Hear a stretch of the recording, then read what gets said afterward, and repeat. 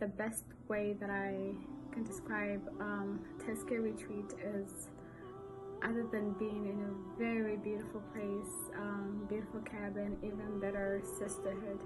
it's sort of like doing a boot camp but for your heart. Because when you're there, the first days are very difficult because you're being exposed to the state of your heart, a lot of areas of defects, a lot of areas of improvements,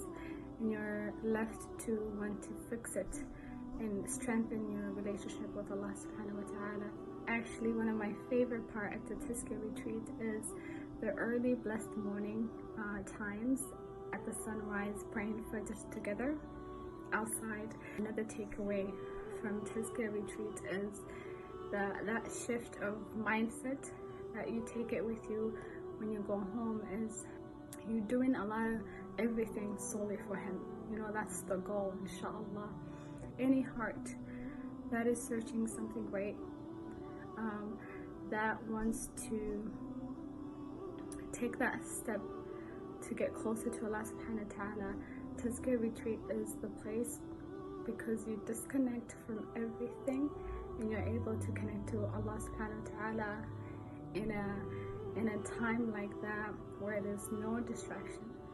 and then you maximize everything to get closer to Him. So that is why I will recommend definitely attending to